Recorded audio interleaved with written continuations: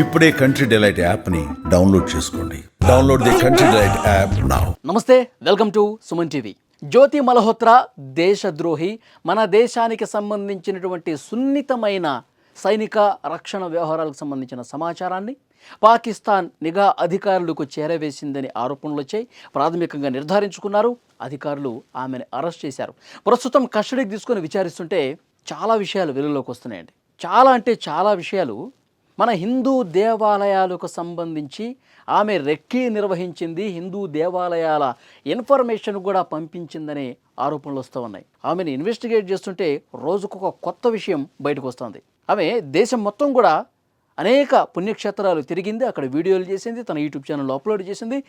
మరికొంత సమాచారం, మన టెంపుల్స్కి సంబంధించినటువంటి సమాచారం పాకిస్తాన్ అధికారులకు కూడా చేరవేసింది అని అధికారులు అనుమానించడమే కాదు, ఆ అనుమానాలకు సంబంధించిన ఆధారాలు కూడా ప్రస్తుతం ఒక్కొక్కటిగా వెలుగులోకి వస్తున్నాయి. ఈమె పెహల్గాం దాడి జరగక కొన్ని రోజుల ముందు పెహల్గాంలో వీడియోలు చేసింది. అంటే ఈమె వీడియోలు చేసిన 3 నెలలకు పెహల్గాంలో ఉగ్ర దాడి జరిగి 26 మంది అమాయకులు చనిపోయారంటే పెహల్గాంలో ఉన్న పరిస్థితులు పూర్తిగా వీడియో రూపంలో తీసి పాకిస్తాన్ అధికారులకు చేరవేసింది. కాబట్టి అక్కడ ఉగ్రదాడి జరిగిందని చెప్పి అధికారులు భావిస్తున్నారు. ఇంకా ఈమె ఎక్కడెక్కడ తిరిగింది, ఎక్కడెక్కడ వీడియోలు చేసింది, ఏ టెంపుల్స్కి వెళ్ళింది, ఇవన్నీ కూడా బయటకు తీస్తూ ఉంటే హిందూ దేవాలయాలకు సంబంధించిన ఇన్ఫర్మేషన్ బయటకు వస్తుంది. మధ్యప్రదేశ్ ఉజ్జయిని మహాకాళేశ్వర ఆలయాన్ని సందర్శించింది జ్యోతి మల్హోత్రా గత ఏడాది ఏప్రిల్లో.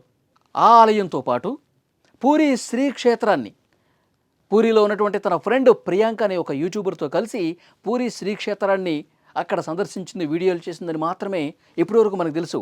అక్కడ జరిగినటువంటి మరొక విషయం కూడా విచారణలో బయటకు వచ్చింది. పూరి శ్రీక్షేత్రం, పూరి జగన్నాథ టెంపుల్ మీద డ్రోన్ ఎగరేసింది ఈమె. అంటే ఇంటెలిజెన్స్ అధికారులు ఎప్పటి నుంచో ఒక సమాచారం చెప్తా ఉన్నారు, హిందూ దేవాలయాల మీద ఉగ్రవాదుల కన్నుంది, ముఖ్యంగా పూరి శ్రీక్షేత్రం మీద కూడా ఉగ్రవాదుల కన్నుంది, ఇక్కడ ఏ క్షణమైనా సరే దీన్ని టార్గెట్ చేయొచ్చు ఈ ఆలయాన్ని అని చెప్పి ఇన్ఫర్మేషన్ ఇస్తూనే ఉన్నారు. అంటే నేరుగా ఉగ్రవాదులు వచ్చి అక్కడ దాడి చేసే పరిస్థితి, అనుకూలమైనటువంటి పరిస్థితి కల్పించాలంటే అక్కడ సమాచారం కావాలి. ఈ దేశద్రోహి పూరి శ్రీక్షేత్రం దగ్గర ఒక డ్రోన్ కెమెరా పంపించి అక్కడ మొత్తం కూడా ఆ ఏరియల్ సర్వే చేసి ఆ కెమెరాలో ఆ రికార్డింగ్స్ అన్ని బంధించి పాకిస్తాన్కి ఏమన్నా చేరవేసిందా, ఆ డ్రోన్ కెమెరా ప్రస్తుతం ఎక్కడుంది, ఆ కెమెరాలో ఎలాంటి వీడియోలు ఉన్నాయి, ఆ తీసినటువంటి వీడియోలు పాకిస్తాన్కి పంపించిందా లేదా, ఇవన్నీ కూడా ఇప్పుడు మరింత లోతుగా పరిశీలిస్తూ ఉన్నారు. అంటే అక్కడ టెంపుల్కి వెళ్ళారంటే అక్కడ వీడియోలు చేసుకోవాలంటే టెంపుల్కి బయట అక్కడ వీడియోలు చేయడం కావచ్చు, టెంపుల్ ఈ విధంగా ఉందని చెప్పడం కావచ్చు, అక్కడికి వచ్చేటటువంటి ఎవరైతే భక్తులు ఉంటారో వాళ్ళతో మాట్లాడించడం కావచ్చు, ఇది చేయాలి వీడియోలు అంటే. డ్రోన్లు ఎగరేయటం ఏంటండి?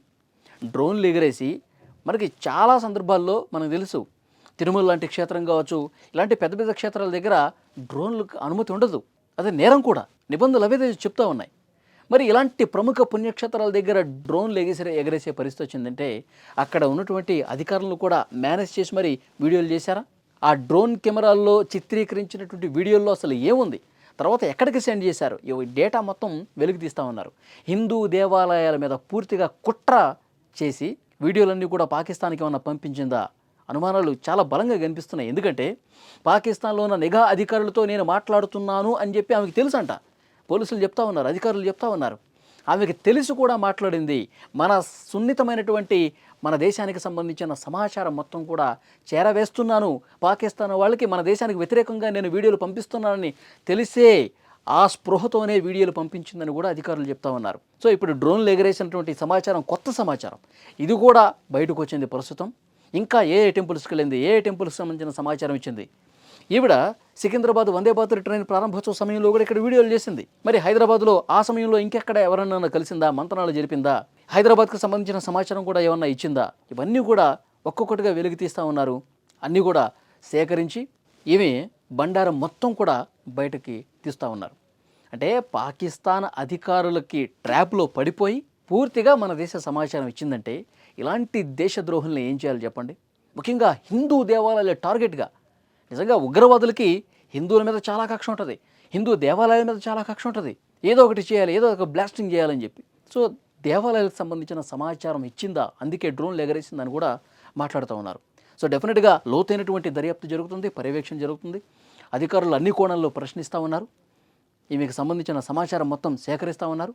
అన్నీ కూడా త్వరలోనే బయటకు వస్తాయి. సో ఫ్రెండ్స్, ఈ దేశద్రోహితో పాటు ఇంకొంతమంది, ఒక విద్యార్థి, ఒక వ్యాపారవేత్త, రీసెంట్గానే ఇంకొకరిని కూడా పట్టుకున్నారు పోలీసులు. అందరినీ కూడా యూట్యూబర్లు, ఇన్ఫ్లుయెన్సర్లు, ముసుగులో వీడియోలు చేసే వాళ్ళందరి మీద కూడా కేంద్రం ఒక కన్నేసింది, ఇంటెలిజెన్స్ ఒక కన్నేసి చూస్తూ ఉంది. ఎవడు దేశానికి వ్యతిరేకంగా ఉన్నాడు, ఎవడు దేశ వ్యతిరేక కార్యకలాపాలకు పాల్పడుతూ మన దేశానికి ద్రోహం చేస్తున్నాడు అన్నీ కూడా బయటకు తీస్తూ ఉన్నారు. సో ఇలాంటి వాళ్ళందరి ఆట కట్టించాలి. మళ్ళీ ఒకసారి దేశ వ్యతిరేక కార్యక్రమాలకు పాల్పడితే ఇంత కఠినమైన శిక్ష ఉంటుందా అని ఒక భయం కల్పించే విధంగా చర్యలు ఉండాలని చెప్పి నేను భావిస్తా ఉన్నా. సో ఆ రకమైనటువంటి చర్యలు ఉండాలని కోరుకుందాం. Thank you very much. ఈ వీడియోకి సంబంధించి, ఈ దేశద్రోహి చేసినటువంటి ఈ కార్యక్రమాలకు సంబంధించి కామెంట్ రూపంలో తెలియజేయండి.